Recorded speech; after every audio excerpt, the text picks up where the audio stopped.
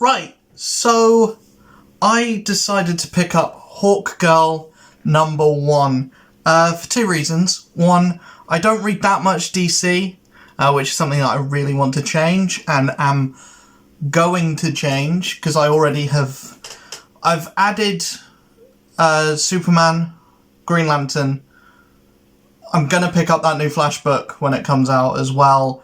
And there's a new Blue Beetle book that is coming out to coincide with the movie.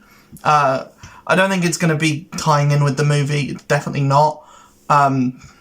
It's spinning out of that Graduation Day book that I didn't read. But, you know, new Blue Beetle, I'm always going to check out a new Blue Beetle book. But I don't read that much DC, so I want to change that. And B, I don't read that many female-centric books, or I don't read many books with a female lead, and that's something I want to change as well. So, trying out Hawkgirl, I read it, Hawkgirl #1, read it. I feel like the interesting stuff with this book is the stuff that's got nothing to do with Hawkgirl. First off, this is written by Jadzia Axelrod. I think that's how it's pronounced, and drawn by Aminke Nahulpan. Again, no idea if I'm pronouncing those names correctly or not. If I'm not, I do apologise. Never read any of their work before or seen any of the artwork before. But yeah, I like the way this book looks a lot. I'm going to try and get a page. But yeah, I like the artwork of the book a lot, and it's definitely something that I would like to see more of. And I think that's what's going to keep me reading this book, and definitely the B plot or the subplot of like everything to do with the villain of the book is definitely interesting. I'm gonna switch my fan on because it's really hot here. But yeah, I really like the stuff with the villain of Vulpecula,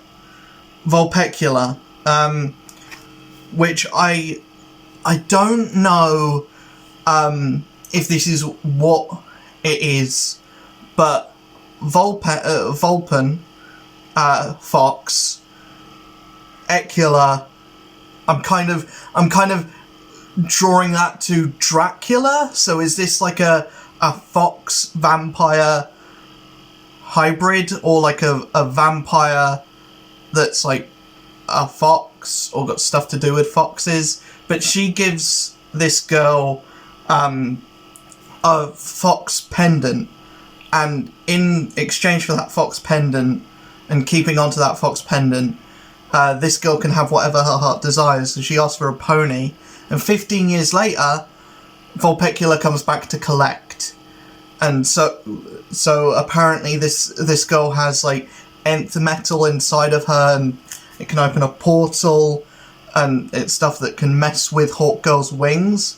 But Hawkgirl has no idea about what's going on in that B-plot, which I assume it's going to come to a head and there's going to be a big fight at the end of this series anyway. But I like that the book isn't rushing the hero and the villain meeting in the first issue. We have a lot of stuff that's going on. We have this stuff with a girl called Galaxy, who's a new superhero that like there's a mystery surrounding her, and Hawkgirl is more focused on figuring out who that is than anything to do with like a villain or anything. We do have a big action sequence at the start of this book, but that's not what the book is about.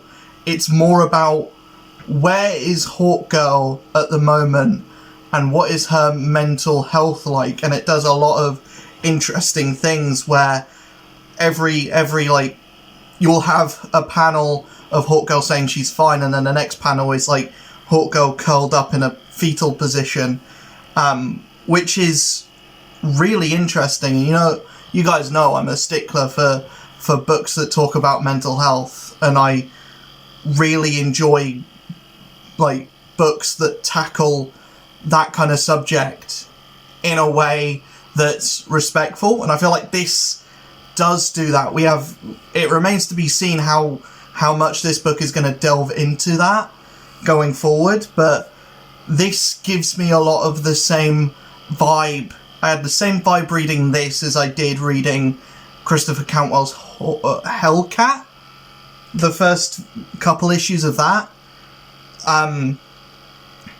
You get a lot of stuff kind of telling you, yeah, Hawkgirl's depressed, and I think that leads to a really interesting story, an interesting way to go, because you look at everything that's happened to Hawkgirl recently, like the Justice League disbanding, not having a relationship with Hawkman anymore, not having a relationship with Jon Stewart anymore.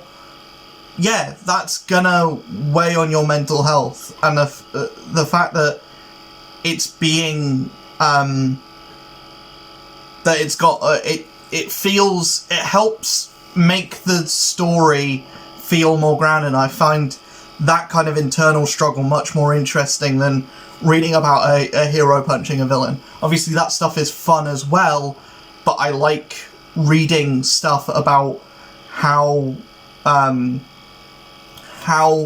superheroics can affect your mental health.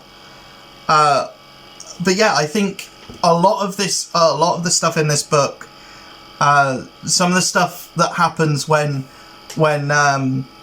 Hawkgirl is in civilian clothing, some of that stuff isn't as interesting in the way of weaving Batman into the story. I don't think that's done necessarily too great. I feel like the justification for getting Batman in the book is just something to sell the book. I think you have that with literally the whole Justice League showing up at the start, or by the whole Justice League I mean Superman and Power Girl showing up at the start, but I think that's enough to sell the book. But also, they're not on the cover. The cover is just Hawkgirl. So yeah, I think definitely pick this book up if you're interested in it. If you're a fan of Hawkman, this is a book you should be picking up.